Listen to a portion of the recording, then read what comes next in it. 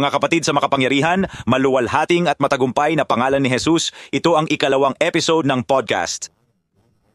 Maraming mabubuting kapatid sa mundo ngayon ang hindi sumusunod sa tunay na Jesus ng Biblia, ang buhay na salita, si Jesus ng Nazareth sa Mateo, Marcos, Lucas at Juan. Sabihin natin ang katotohanan, iisa lang ang ating guro. Siya ang Kristo, siya ang buhay na salita.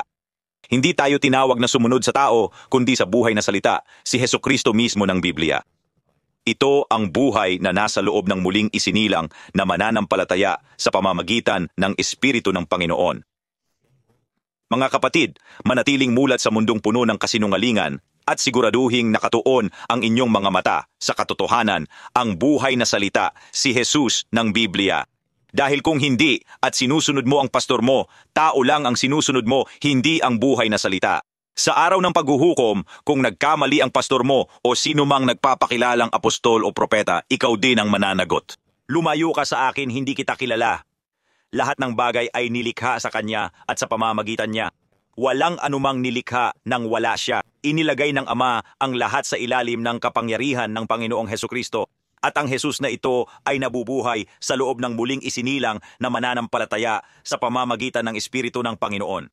Gaya ni Jesus na nasa kanan ng Ama, tayo'y nakaupo sa kalangitan, anak ng Diyos, ipinanganak ng Espiritu, kasama ni Kristo sa tabi ng Ama, malapit sa tunay na buhay na Diyos ng pag-ibig. Pagpalain nawa kayo ng Diyos sa pangalan ni Jesus. Pakinggan ninyong mabuti ang salitang ito.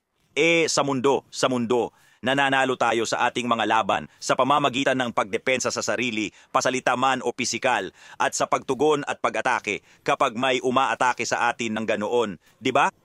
Kaya sa mundo, nananalo tayo sa ating mga laban sa pamamagitan ng pagdepensa at pag-atake.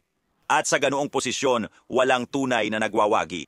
Nagdudulot lang ito ng mas maraming galit, nagdaragdag ng sama ng loob, at hindi natatapos dahil ang taong sinaktan mo o tinalo mo sa argumento, kung inaatake kanila ng ganoon, malinaw na wala silang Panginoong Jesus na gumagabay sa kanila sa walang pag-iimbot na pagmamahal.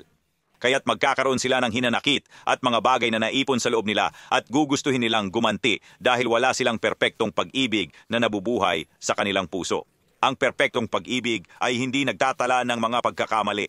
Si Jesus ay hindi nagtatala ng mga pagkakamali. Kaya kung ginawa mo yan sa akin at nasaktan ako, di ako magagalit kasi mahal kita at nakikita ko ang iyong layunin at halaga. Ang sinasabi mo tungkol sa akin ay walang kinalaman sa akin. Dalhin mo yan kay Jesus. Ang tanging maaari mong mawala sa akin ay ang perpektong pagmamahal, ang pagiging ako at ang pagbibigay nito sa iyo. May umaapaw, walang hanggang pag-ibig, kagalakan at kapayapaan ako para ibahagi sa lahat ng bansa mula sa aking puso. Kaya hindi ako mauubusan. Sa mundo, nananalo tayo sa laban sa pagdepensa at pag-atake. Ngayon, sa kaharian ng langit, sa kaharian ng Diyos, paano tayo mananalo sa ating mga laban? Sa pagpapasakop, sa pagsuko sa banal na Espiritu sa loob mo. Sa pagpapasakop sa maluwalhating Kristo sa iyo. Sa Galacia 5, sinasabi nito na malaya at lubos na magpasakop sa buhay ng banal na Espiritu na nananahan sa loob mo. Kaya kapag nagpasakop ka sa buhay ng Diyos sa iyo, kung kilala mo si Jesus, ang Espiritu Santo ay nagbibigay ng pangunawa sa Galacia 5. Ginagawa niya ang imposible sa bawat isa sa atin. Ang Espiritu Santo ang lumalaban para sa iyo kapag lubos kang nagpapasakop sa kanyang buhay sa loob mo. Malinaw sa kanyang salita, hindi tayo ang nakikipaglaban sa ating mga labanan. Sinasabi ni Apostol Pablo sa lahat. Alam mo ba ang ibig kong sabihin? Sa kanyang mga apostol, sinasabi niya, kahit na ginagawa niyo na ito, paulit-ulit niyang sinasabi sa kanila ang parehong bagay. Ganoon din sa atin. Kahit lumalakad na ako sa perpektong pag-ibig at sa kaharian ng langit, kailangan pa ring paalalahanan ang sarili araw-araw ng kanyang salita ng katotohanan. Kaya nga, tulad ng sinabi ko, ang Biblia, ang buhay na salita, ang katotohanan.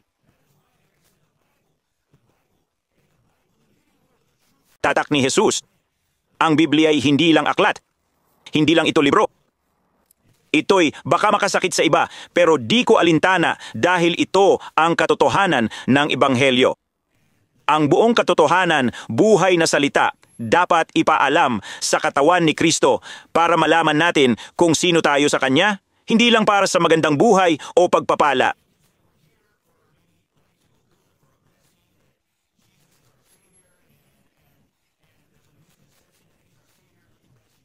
Dapat protektahan niya tayo. Hindi dapat mamatay ang anak ko. Walang dapat mapatay sa pamilya ko. Walang dapat mapatay sa pamilya ko. Panginoon, bakit ako inaatake? Ito ang bagay at ito ang salita ng Diyos. Hindi sinabi ni Jesus sa salita ng Diyos na di ka aatakihin. Sa Juan 16, sabi niya, sa mundong walang pananampalataya, haharap kayo sa mga problema at kalungkutan, ngunit magpakatatag kayo dahil napagtagumpayan na niya ang mundo. Kaya napagtagumpayan na ni Jesus ang mundo. Sa katunayan, sa aklat ni Timoteo, sinasabi, magtiis ng hirap bilang mabuting sundalo. Magtiis ng hirap bilang mabuting sundalo. Sa Efeso, Kabanata 6, talata 3, sinasabi na tayo'y nilikha upang harapin ang maninirang puri. Nilikha ka para harapin. Ikaw, sinasabi na ito ang iyong tadhana. Ibig sabihin, para dito ka nilikha. Nilikha ka para sirain ang mga gawa ng dyablo. Kaya, malinaw sa salita ng Diyos na tayo'y mga sundalo sa hukbo niya, na tayo'y nandito para sa laban, na nakikipaglaban tayo para sa hari at sa kaharian ng Diyos. Napakalaking karangalan ang lumaban para sa kaharian ng Diyos. At mawawasak natin ang hukbo ng demonyo at dyablo, isang kaaway na talunan na. Gaya ng sabi ng salita ng Diyos, siya'y hinatulan na, tapos na ang laban. Kailangan mo lang tanggapin at simulang mamuhay sa katotohanan at yakapin ang tagumpay kay Jesus na ibinigay sa iyo nang siya'y namatay at nagbuhos ng dugo para sa bagong buhay natin sa Kanya. Ang mensahe ng Ebanghelyo ay hindi tungkol sa pagpunta sa langit. Hindi ito tungkol sa Panginoon, dasal lang at protektahan mo kami. Hindi ganyan. Sinabi ni Jesus na mamatay ka sa lumang pagkatao, sa mapanlinlang na kalikasan na hindi mo dapat taglayin dahil sa sumpa ni Adan. Ipinanganak ka sa ganitong kalagayan, tama? Kaya dumating si Jesus para ibalik tayo sa perpektong pag-ibig sa Ama at ibalik ang ating halaga at layunin sa Kanyang pag-ibig, sa perpektong pag-ibig. Kaya ang mensahe ng salita ng Diyos ay malinaw na nagsasabi na ito'y tungkol sa pagbabago, ito'y tungkol sa palitan, ito'y tungkol sa pag-alis ng lumang pagkatao mula pagkapanganak. At si Jesus ay dumating para bigyan ka ng bagong buhay kay Jesus. At pag-usapan natin ito ng malalim ngayon dahil kailangan nating sabihin sa mga tao kung sino talaga sila kay Kristo. Gusto kong maintindihan ninyo ito sa karamihan ng mga simbahan. Kung nasaktan ka at kasya ang sapatos, tanggalin mo ito at basahin ang iyong Biblia. Basahin ang Biblia kasama ang banal na espiritu ng katotohanan at maging buhay na salita sa laman. Mga simbahang hindi lumalakad, mga simbahang hindi sumusunod sa ginawa ni Jesus. Ilabas natin ang katotohanan sa pamamagitan ng 4 na ebanghelyo. Mga simbahan at pastor sa mundo na hindi sumusunod kay Jesus, nagpapalayas ng demonyo, nagpapagaling ng may sakit. Ilista natin ang ilang bagay na ginawa ni Jesus sa 4 na ebanghelyo. Ginawa niyang alak ang tubig. Kumuha ng 2 isda, 5 tinapay, pinakain ang marami at pinarami ng Panginoon. Naglakad siya sa tubig. Pinatigil niya ang bagyo. Binuhay niya ang mga patay. Pinagaling niya ang lahat ng lumapit sa Kanya. Lahat ng lumapit sa Kanya ay napalaya. Ang salita ng Diyos ay nagsasabi na kung ano si Jesus, ganoon din tayo sa mundong ito. Kung ano siya, ganoon din tayo ngayon sa mundong ito.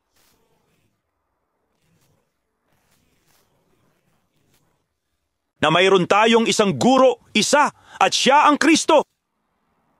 Na sinabi niya lang na sundin natin siya. Sinabi lang niya na sundin si Jesus. Ang salita na naging laman, ang katotohanan. Si Jesus ang katotohanan. Kung ang simbahan ay di gumagalaw sa supernatural. Sa normal lang na Kristiyano ang maging tulad ni Jesus. Kaya ilegal ang simbahang di nagpapakita ng kaharian. Kung di lumalakad sa kapangyarihan ng Diyos, sino ang sabi ni Jesus? O di katulad ng buhay ni Jesus sa Ebanghelyo? Wala sila sa linya. Wala kayo sa linya kung di kayo gumagalaw sa kapangyarihan niya.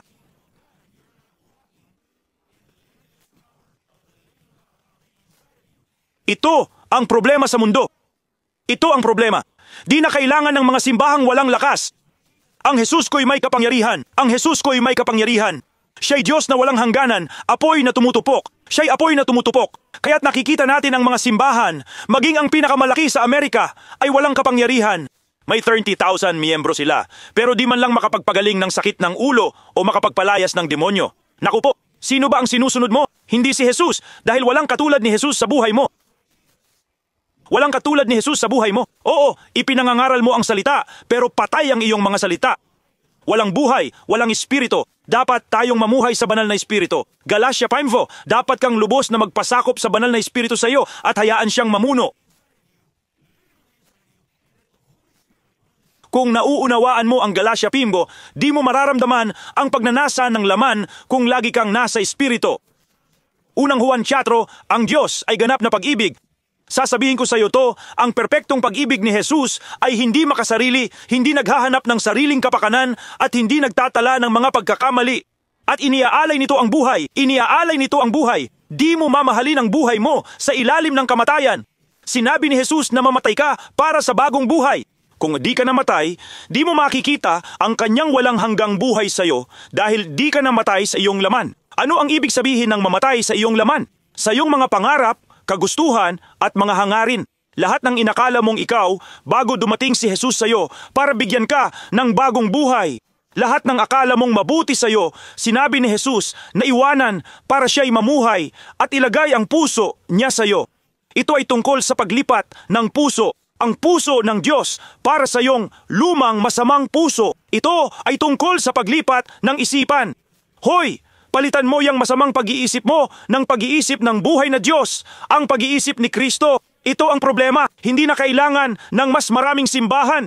Hindi na kailangan ng mga pastor na bihasa lang sa Biblia at magaling magsalita na nakatayo sa pulpito at nangangaral ng mensahe. Sandali, gusto kong maintindihan niyo to. Ibahagi niyo to sa mga walang kapangyarihang simbahan at pastor. Itag niyo sila. Itag sila para ma-encourage natin silang gumising at mamuhay sa banal na espiritu. Hayaan ang espiritu ang mamuno. Hayaan ang banal na espiritu ang mamuno. Ang banal na espiritu dapat ang namumuno sa bawat simbahan at kongregasyon kay Jesus. Trabaho ng pastor at apostol na siguraduhing banal na espiritu lang ang namumuno. Ang espiritu ng katotohanan, ang espiritu ng Diyos, ang espiritu ng Diyos dapat ang namamahala. Hay naku, ito ang ebanghelyo, ito ang katotohanan, ito ang katotohanan. Di natin kailangan ng mga simbahang walang kapangyarihan na nangangaral lang ng maganda. Hay, magandang mensahe, kain, tapos wala nang pagbabago. Karamihan ng malalaking simbahan sa amin, sa lahat ng lungsod sa Amerika, walang kapangyarihan, walang lakas. Hoy, lalo na ang mga pastor, lalo na ang mga leader, ang pinakamalaki. Di ko na kailangang magbanggit. Kung taga San Diego ka, alam mo ang nangyayari dito. At hindi yan ang magbabago ng mundo. Hindi yan ang magbabago ng inyong lungsod. Ang walang hanggang Diyos, si Kristong niluwalhati, ang kanyang di matatawarang pag-ibig, ang magbabago nito, magbabago ng mundo, magbabago ng bansang ito. Ito ang totoo. Alam mo ba ang pinakamahalaga sa mundo? Ang pinakamahalaga sa mundo ay pananampalataya sa Diyos, kay Jesus. Pananampalataya. Ang pinakamahalaga sa mundo ay pananampalataya kay Jesus. Ang katotohanan, ang buhay ay may pangalan. At iyon,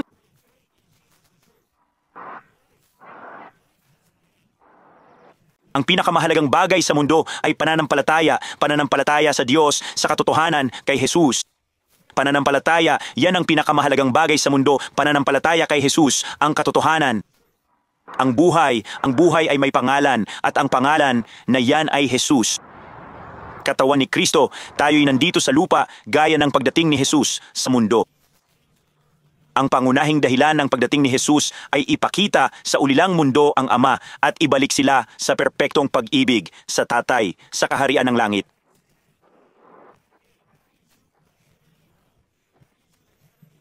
Sa aklat ni Juan 14, sa unang mga talata, si Jesus. Malalaman mo lang to sa paglakad sa Espiritu at pakikinig sa Espiritu ng katotohanan, ang tunay na kahulugan ng salita ng Diyos. Dahil ang salitang yan ay buhay at aktibo, gustong magpakita sa ating buhay na nakahandang sumuko. Tingnan mo, bawat bagay na kailangan mo, bawat bagay na kailangan mo ay nasa loob mo na kung may Jesus ka at banal na Espiritu. Kinalugdan ng mabuting Ama na ibigay sa atin ang walang hanggang kaharian sa loob natin sa banal na Espiritu. Yan ang Efeso 2. Basahin mo ang Biblia at alamin ang nasa loob mo. Kinalugdan ng mabuting Ama na ibigay sa atin ang walang hanggang kaharian ngayon sa lupa. Kaya, ang mensahe ng Ebanghelyo ay tungkol sa bagong buhay kay Jesus, paglisan sa luma. Sa 2 Korinto 17, kung sinuman ay kay Kristo, siya'y bagong nilalang, lumipas na ang luma, dumating na ang bago. Ipinanganak kang muli sa Espiritu. Nasa mundo ka na ngayon. Pakinggan mo to. Nasa mundo ka, pero di ka na taga-mundo. Nasa mundo ka, pero di ka taga-mundo. Ito ang pahayag ng kung ano. Nang ano ang sinasabi ng Espiritu ng katotohanan tungkol sa nasa mundo ka, pero di ka taga-mundo. Nandito ka pa sa mundo dahil nandito pa ang iyong laman, pero ang laman mo'y tinuturing ng patay. Ibig sabihin, lahat ng gusto, hangad at akala mong kailangan mo bago mo nakilala si Jesus, namatay ka na sa mga iyon. Patay na ang laman mo, pero nasa mundo ka pa. Pero di ka na taga-mundo dahil binigyan ka ni Jesus ng bagong buhay at Espiritu Santo. Hindi ang laman ang may hawak sa Espiritu mo. Nasa mundo ka dahil patay ang laman mo. Hindi ka taga-mundo dahil ipinanganak ka ng Espiritu at dinadala ng Espiritu mo ang patay mong laman. Ganyan ka namumuhay mula sa langit sa kaharian ng Diyos sa mundo ngayon. Ganyan ka namumuhay mula sa langit dito sa lupa ngayon. Yan ang ibig sabihin yan, sabi ni Jesus. Inalis ka niya sa mundo at ginawa kang sa Kanya. Inalis niya tayong lahat sa mundo at ginawa tayong sa Kanya. Hindi siya nagbibiro. Dahil lang sa mga hindi naniniwala, oo, mga hindi naniniwala sa karamihan ng simbahan, ay hindi man lang naniniwala doon. Nako kapatid, hindi yan lohikal. At gusto nilang maging masinsinan dito. Ginagawang komplikado ang mga simpleng bagay. Sinusubukang unawain lahat. Tama? Iyan ang relihiyon. Gusto ng relihiyon na may kahulugan ang lahat. Gusto nilang maintindihan at maunawaan ang lahat. Kung naiintindihan mo lahat ng sinasabi ng Diyos at bawat bagay sa buhay Kristiyano mo, mas mababa ang iyong pananampalataya at hindi na ito matatawag na pananampalataya. Lagi kong sinasabi ito, hindi ito tatawaging pananampalataya. Ito ay tatawaging pangunawa. Pangunawa dahil nauunawaan mo lahat sa buhay Kristiyano mo. Pero hindi ito tinatawag na pangunawa. Ito ay tinatawag na pananampalataya dahil ang larangan ng misteryo ay palaging mas malaki kaysa sa larangan ng paghahayag ng pag-unawa sa sinasabi ng Diyos sa iyo. Kailangan nating pumayag sa blangkong tseke sa mga bagay na di natin nauunawaan kung gusto mong maranasan ang kapayapaan ng langit, ang walang hanggang kagalakan ng Panginoon at pag-ibig ng Ama na nagbibigay lakas sa iyo para mamuhay ng banal. Kailangan mong pumayag sa mga bagay na di mo nauunawaan. Ang pangunahing sinasabi ng salita ng Diyos sa Juan 14, sinabi ng Panginoon, kung ako'y inyong iniibig, susundin ninyo ang aking mga utos. Kapag naunawaan mo ang ginawa ng Diyos sa krus para bigyan ka ng bagong buhay at ang tunay na kahulugan ng pagiging Kristiyano at pagkakaroon ng buhay ni Jesus sa iyo, lalakad ka sa walang hanggang pag-ibig, kagalakan at kapayapaan. Ikaw ang magiging solusyon sa mga problema ng mundo. Ikaw ang magiging ilaw ng sanlibutan. Ikaw ay magiging pagsabog ng kanyang espiritu, ng kanyang walang katumbas na pag-ibig. Walang katumbas ang perpektong pag-ibig. Nakikita ko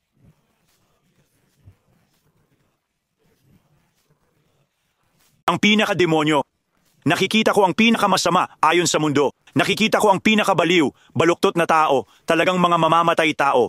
Mga mamamatay tao, gaya ko noon. Isang tuwid na mapagpakamatay, mamamatay tao, ganun ako. Nawawalang ulilang batang, hindi kilala ang ama. Walang problema sa droga, alak o sex. May problema ako sa pagkakakilanlan. Hindi ko alam kung sino talaga ako. Ano ang dapat sabihin sa tao tungkol sa kanilang tunay na pagkatao kay Kristo? At ito ang problema. Kailangang magising ang simbahan at mga pastor. Kung di ka lumalakad sa kapangyarihan ng Espiritu Santo at di nagpapakita ng kaharian ng langit sa lupa, kailangan mong itugma ang iyong lakad at pagkaanak sa kaharian ng Diyos at huwag maging pastor. Narinig mo ang sinabi ko, kung kasya ang sapatos, isuot mo. Hindi ka dapat maging pastor. Kung di ka lumalakad sa kapunuan o hinahabol ito, di ka dapat maging pastor. Hindi ka dapat maging pinuno ng anumang simbahan. Nabubuhay kayo sa panlilinlang mga kapatid. Narinig mo ba ang sinabi ko? Uulitin ko yan. Kung di mo ipinapakita ang kaharian ng langit sa lupa at pastor ka pero di mo ito hinahabol o itinuturo, kapatid, magsisi ka at bumaba. O magsisi at sundin ito, ibig sabihin, ibalik ang simbahan sa Espiritu Santo o bumaba ka na lang dahil di ka dapat magturo. Huwag kayong magturo kahit kanino, mga kapatid, kung kayo'y kabilang dyan. Kung kabilang ka dyan, nabubuhay ka sa panlilinlang at pagbaluktot ng salita. Ginagawa mo si Jesus sa sarili mong paraan. Ginagawa mo si Jesus sa sarili mong paraan. Hindi ka dapat maging pastor ng isang simbahan. At nakakalungkot. Pero ang pinakamalaking simbahan, ilan sa pinakamalaking simbahan sa bansa natin ay malayo sa kaharian ng langit at perpektong pag-ibig. At perpektong pag-ibig. Pero alam mo ba, may nakakagalak akong balita. Alam mo ba, ang Panginoong Diyos ay nagsimula ng bagong gawain sa mundo ngayon. Ang kanyang tunay na anak na namatay sa sarili na unahin ang kaharian ay nandito na. Nandito na kami ngayon. Narito kami. Totoo yan. At sasabihin ko sa iyo, Walang relihiyosong tao o sinuman ang makakapigil sa tunay na anak ng Diyos mula sa kaharian ng langit. Ako'y pinagpala.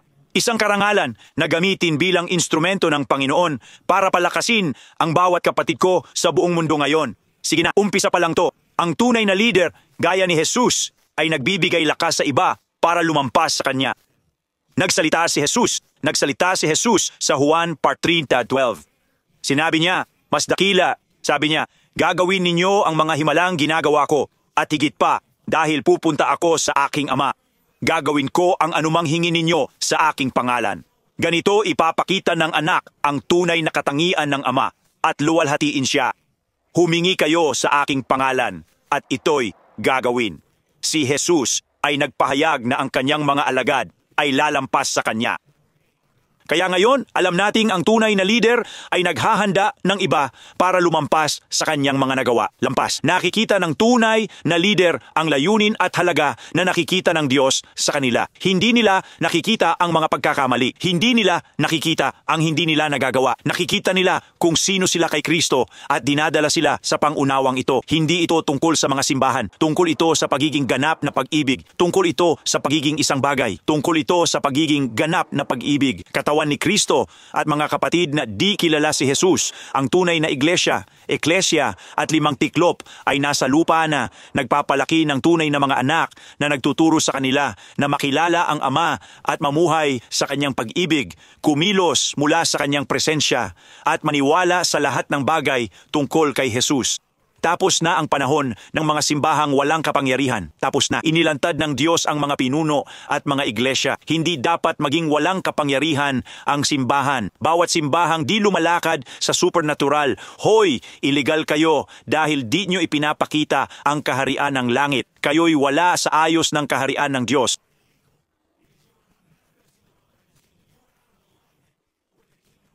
Inilantad ang mga leader, inilantad ang mga simbahan. Hindi dapat maging walang kapangyarihan ang simbahan. Bawat simbahang hindi gumagawa ng himala ay labag sa batas dahil hindi nito ipinapakita ang kaharian ng langit.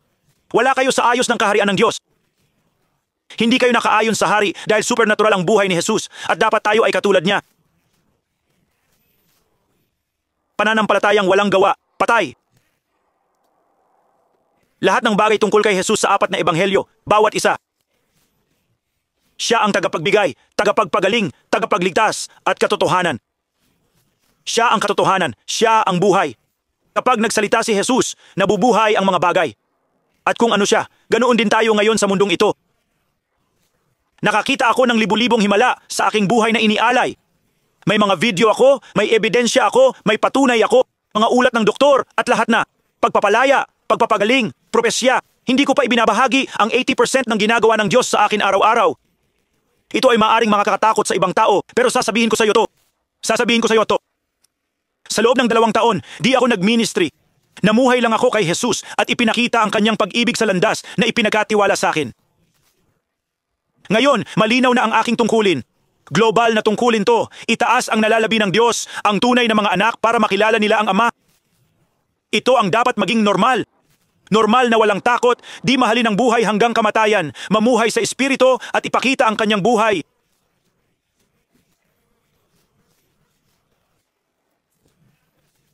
Ang kaunting alam ko, ipinapakita ko sa laman. Ako mismo ang naging salitang iyon sa laman. Pinag-uusapan ito sa Aklat ni Juan, Kabanata 5. Sa tingin ko, nagsisimula ito sa versikulo 37.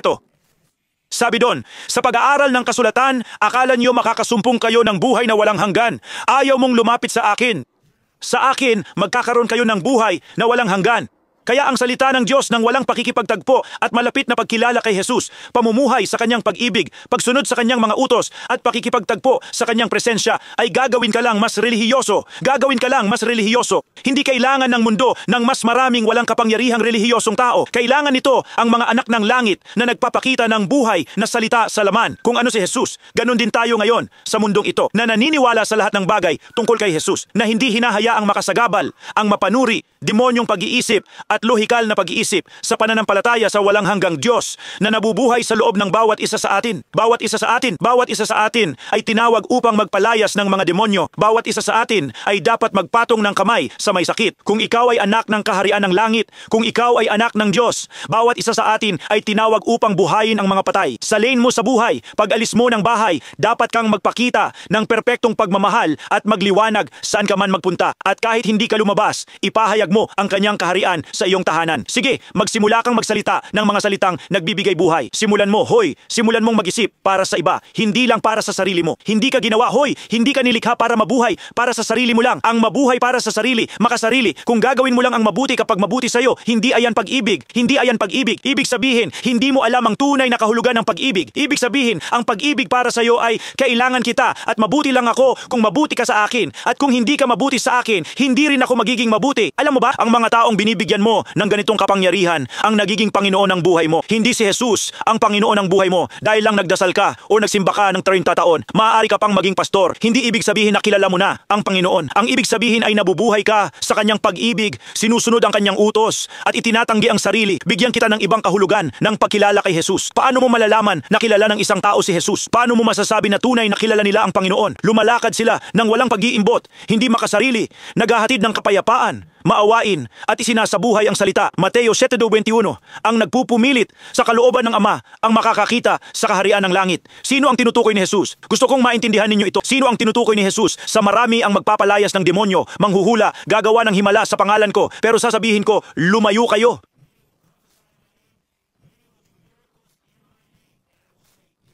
Lumayo ka sa akin. Hindi kita kailanman kinilala. Hindi kita kilala. Sino ang tinutukoy ni Jesus? Yung gumagawa ng himala, naghuhula at nagpapalayas ng demonyo. At sasabihin niya sa kanila, lumayo kayo sa akin. Ito ang kanyang tinutukoy. Ito ang pahayag sa pamamagitan ng Espiritu ng katotohanan. Ang mga taong gumigising araw-araw para sa kanilang sarili lamang. Pakinggan mong mabuti ito. Kung ikaw ay ganito, magsisi ka ngayon at bumalik sa walang pag-iimbot na pag-ibig. Kung ikaw ay nasa ganitong kalagayan ngayon, ayos lang. Maaari kang magsisi ngayon din. Ito ang mga taong tinutukoy ni Jesus, ang mga nabubuhay para sa sarili lamang. Maaring nagsimbahan, may ministeryo, nagpastor ng 30 taon o gumawa ng himala. Pero kung gumising ka araw-araw na may intensyon sa puso na mabuhay para sa iyo at pamilya mo lang, ako lang bahala sa sarili ko, hindi kailanman mananahan sa iyo ang pag-ibig niya. Hindi kailanman mananahan sa iyo ang pag-ibig niya. Kung puro sarili lang ang iniisip mo araw-araw, hindi mo makikilala ang Panginoon. Hindi ibig sabihin nito na wala kang 10, may pesen o 30 simbahan. Hindi rin ibig sabihin na di ka nagdarasal o humingi sa Kanya. Hindi rin ibig sabihin na di ka na kailangang magsisi. Pero kung araw-araw ay makasarili ka lang, imposibleng manirahan sa iyo ang pag-ibig niya. Imposible talaga. Ibig sabihin, di mo siya kilala. Iyan ang tinutukoy niya. Tinutukoy niya ang mga taong nabubuhay ng ang pag-ibig niya ay walang pag-iimbot. Hindi ito naghahanap para sa sarili. Inihandog niya ang kanyang buhay sa gabi ng pagkatao.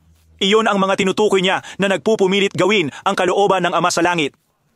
Sila ang makakakita at papasok sa kaharian ng langit ngayon. Ang mga nag-alay ng buhay, tumanggi sa sarili at namuhay ng walang pag-iimbot. Araw-araw, gumigising sila para hanapin ang kaharian, maging ilaw sa mundo at sa kadiliman, at magbigay ng kanyang pag-ibig sa bawat taong nakakasalamuhan nila. Kumusta? Hindi na kailangang maging panalangin. Kumusta po, ma'am? Kamusta po kayo? Mahal kita? Sige, okay. Pagpalain ka. Kumusta ka? Jesus. Ibahagi ang kapayapaan niya. Mateo Fimbo, ang mapagpayapa ay tatawaging anak ng Diyos. Magpakita ng awa gaya ng inawaan ka. Sabi sa Biblia, kung sinampal ka sa kanang pisngi, iabot mo ang kabilang pisngi. Kung kinuha ang damit mo, ibigay mo pati ang iyong pang-itaas. Ginagawa mo ba yan? Ginagawa ko yan. 3 beses na akong sinuntok sa ulo sa Mexico habang nagdarasal para sa isang lalaki na makakuha ng bagong balakang at para kay Jesus na pahabain ang kanyang binti. Sa bawat suntok niya, hindi ako naapektuhan. Sabi ko, pare, mahal kita. Napagod siya sa pagsuntok sa akin at umalis na lang. Naawa ako na hindi siya gumaling. Naawa ako na hindi niya nakuha ang bagong balakang. Hindi ako nandito para sa sarili ko. Hindi ako nabubuhay para sa sarili ko. Kapag nabubuhay ka pa rin para sa sarili mo, nabibigo ka, nawawalan ka ng pag-asa. Nagagalit ka kung para sa sarili mo pa rin ang buhay mo. Kung ialay mo ang buhay mo at unahin ang kaharian ng langit, imposibleng magkaroon ka ng masamang sandali. Sasabihin ko sa iyo, posible ito. Ang mga taong kilala ako ng higit sa 2 taon at ang mga personal na kakilala ko, alam na wala akong masamang sandali o galit at libu-libong tao sa San Diego ang nakakakilala sa akin. Ako'y naglibot sa lahat ng dako, nagpapakita ng kanyang pag-ibig, buhay, kapayapaan at supernatural na kapangyarihan. Hindi ko mabilang kung ilang tao araw-araw ang naliligtas, gumagaling at nakakatagpo ng mga propetikong salita. Araw-araw, nabubuhay ako sa kanya at ipinapakita ang kanyang kaharian. Hindi ako nagministeryo, mahal ko lang ang mga tao. Pakinggan mo to kung nagbubuhos ka sa ministeryo o nagbibigay ng ikapu sa simbahan. Kung naghahasi ka sa patay na lupa, ibig sabihin sa simbahang hindi supernatural, hindi nagpapalayas ng demonyo o nagpapagaling at walang tunay na pagbabago, pati ang pastor. Hoy Efeso sa aklat ng Efeso Kabanata 4, kung di ka binibigyang lakas ng pastor o leader ng simbahan mo para gumawa ng ministeryo, umalis ka na sa simbahang yan. Lumayo ka sa simbahang yan at itigil ang pagbibigay ng ikapu doon. Hindi yan lupain ng Diyos. Hindi yan lupain ng Diyos. Patay na lupa yan. Napupunta lang yan sa tao, hindi sa Diyos. Kung di ka binibigyang lakas ng simbahan para makilala si Kristo ng lubos o di sila lumalakad sa kapangyarihan ng Espiritu Santo at apoy, umalis ka na. Patay na sa Espiritu yang simbahan at wala sa ayos ng kaharian ng Diyos. Ang pinakamalaking simbahan sa San Diego, sa aming lungsod, ay wala sa ayos ng pagkakahanay sa kaharian ng langit at perpektong pag-ibig ng Diyos. Alam kong ang mga salitang ito ng Panginoon ay nagbibigay lakas sa inyo para lumakad sa katotohanan at alisin ang ilang bagay sa buhay ninyo. May mga taong nalinlang lang pero hindi ibig sabihin na hindi mo sila dapat ipagdasal. Ipagdasal ang mga pinuno at simbahang iyon dahil wala sila sa tamang pagkakahanay sa kaharian ng langit. Alam mo, gusto ng Diyos na sumabog sa bawat isa sa atin. Gusto ng Diyos na sumabog sa bawat isa sa atin. Hoy, lahat tayo ay pinahiran. Lahat tayo ay pinahiran. Hindi ito dapat maging isang one-man show. Lahat tayo may walang hanggang kaharian ng langit, Espiritu Santo, apoy na nananahan sa loob natin. Kailangan lang nating maniwala at maging salita sa laman. Tandaan katawan ni Kristo, maging salita ka sa laman at lubos na magpasakop sa buhay ng Espiritu Santo. Galatia 5, unawain mo yan. Unang Juan, Kabanata 4, pag-aralan.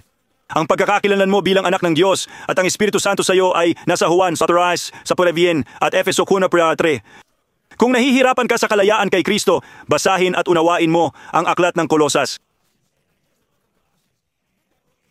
Para malaman ang bawat aspeto ng pamumuhay, basahin ang Mateo 6 at 7. Ang Beatitudes, naku po. Si Jesus mismo ang nagsabi kung paano tayo dapat mamuhay at lumakad. Sige na, halika. Ang Diyos ng sansinukob, simula't wakas, Alpha at Omega, ang leyon ng Huda.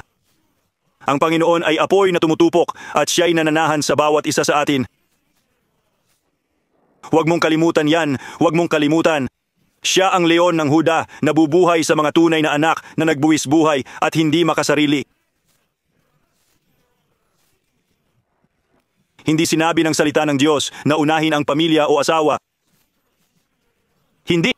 Hanapin muna ang kaharian ng Diyos at ang kanyang katuwiran. Kung uunahin mo ang kaharian ng Diyos, lahat ay idaragdag sa iyo. Lahat sa buhay mo ay magiging maayos at tama. Hindi mo alam ang pinakamabuti para sa iyo. Hindi natin alam ang pinakamabuti para sa atin. Pero alam mo ba? Alam mo ba kung sino ang nakakaalam ng pinakamabuti simula't wakas natin? Si Haring Jesus, ang buhay na Diyos ng sansinukob, ang ating manlilikha na nakakaalam ng ating simula't wakas mula pa sa simula ng panahon. Alam niya ang lahat. Kaya pumunta tayo sa paghahayag. Alam mo ba? Dahil di ko alam ang pinakamabuti para sa akin, alam mo? Alam ng aking Ama. Dapat akong magpasakop sa dakilang Diyos, si Jesus, at sa buhay sa loob ko. Ibigay ang lahat dahil sinubukan ko na ang sarili kong paraan at di pa rin gumana. Di pa rin gumana sa katawan ni Kristo. Mahal ko kayo, hinihikayat ko kayo, i-share to sa inyong page. Itag ang mga taong kailangang magising sa buong katotohanan ng Ebanghelyo. Tandaan mga simbahang di supernatural ay labag sa batas at di lumalakad sa kabuuan ni Kristo. Kung di mo ito hinahabol, magsisi ka o isuko mo na lang ang iyong simbahan. Ibigay mo ang simbahan sa tunay na pastol, sa pastol na kilala ang Panginoon. Seryoso hoy, wag kang, kung di mo hinahabol at di ka lumalakad sa apoy ng Espiritu Santo, wag kang magpastor. Pwede kang magsisi. Lahat tayo ay pwedeng magsisi at sundin to.